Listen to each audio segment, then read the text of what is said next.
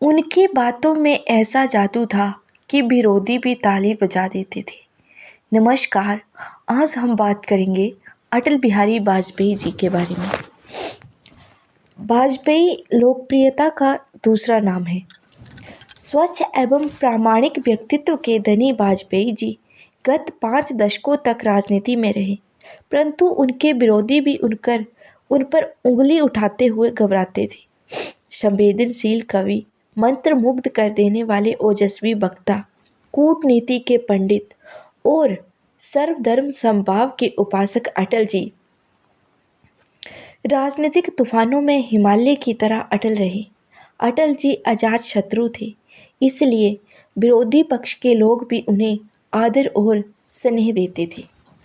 अटल बिहारी वाजपेयी जी का जन्म 25 दिसंबर 1924 को मध्य प्रदेश में शिंदे की छावनी में हुआ था।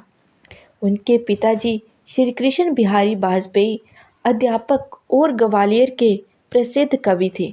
माताजी श्रीमती कृष्णा देवी आदर्श गृहस्थ महिला थी। अटल जी ने बीए की परीक्षा विक्टोरियल कॉलेज ग्वालियर से पास की। कानपुर के डीएवी कॉलेज से राजनीति शास्त्र में एमए की परीक्षा पास की। एलएलबी की पढ़ाई छोड़कर संघ कार्य में वे जुट गए।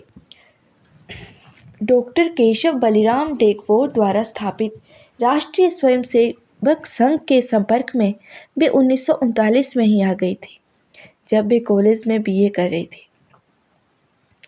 1941 में उनकी लिखी एक कविता की कुछ पंक्तियां मैं आपके आगे बोलूंगी।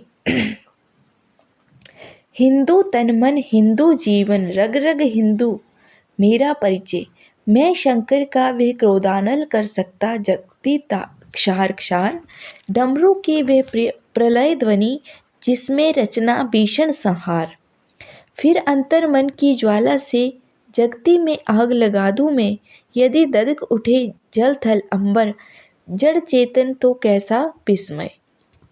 5वीं कक्षा में बाल अटल ने भाषण प्रतियोगिता में भाग लेना शुरू कर दिया था और कॉलेज तक आते आते अटल बिहारी जी एक श्रेष्ठ वक्ता बन चुके थे। अटल बिहारी वाजपेयी के व्यक्तित्व का एक उज्जवल पक्ष पत्रकार संपादक का था। राष्ट्रीय स्वयंसेवक संघ की योजना से युग धर्म पांचजन्य का प्रकाशन लखनऊ से आरंभ हुआ तो अटल जी उनके संपादक नियुक्त हुए थे। यहीं अटल जी ने स्वदेश दैनिक का संपादन भी किया। लखनऊ से दिल्ली आने पर वीर अर्जुन दैनिक और साप्ताहिक संपादन भी किया। पत्रकारों से वार्तालाप करते समय वाजपेयी जी जितने सहज रहते थे, उतना भारत का शायद ही कोई दूसरा नेता रह पाता होगा। 21 अक्टूबर 1951 को श्यामा प्रसाद मुखर्जी जैसे नेताओं के साथ जनसंघ को आकार देने वाले वाजपेयी जी थे। बाद में वे जनसंघ के अध्यक्ष भी बने। 1957 में उन्होंने पहली बार लोकसभा का चुनाव लड़ा और बलरामपुर से विजयी हुए। जनसंघ उस चुनाव में 4 सीटें जीत पाए थे। पंडित नेहरू जैसे अनुभवी और लोकप्रिय नेता भी अटल जी का सम्मान करते थे। वाजपेयी जी ने अधिक बोलने वाले सांसदों पर चुटकी लेते हुए कहा था कि बोलने के लिए वाणी चाहिए, परंतु चुप रहने के लिए वाणी और विवेक दोनों चाहिए। एक राजनीतिज्ञ के रूप में उदार हृदय का पर्याय है हमारे अटल जी। नेहरू जी के निधन पर उन्होंने श्रद्धांजलि देते हुए कहा था, एक सपना था जो अधूरा रह गया, एक गीत था जो गूंगा हो गया, एक लौ थी जो अनंत में विलीन हो गई। सपना था कि एक ऐसे संसार का जो भय और भूख से रहित होगा। गीत था एक ऐसे महाकाव्य का जिसमें गीता की गूंज और गुलाब की गंध होगी। लौ थी एक दीपक की जो रात भर जलता रहा, हर अंधेरे से लड़ता रहा और हमें रास्ता दिखाकर एक प्रभाव में निर्वाण को प्राप्त हो गया। क्या आज के संकीर्ण हृदय नेता ऐसे उद्गार अपने राजनीतिक विरोधियों के लिए प्रकट हो सकते हैं? 1971 में बांग्लादेश में भारतीय सेनाओं की शानदार विजय पर संसद में बोलते हुए उन्होंने इंदिरा गांधी जी को दुर्गा से उपमित किया था।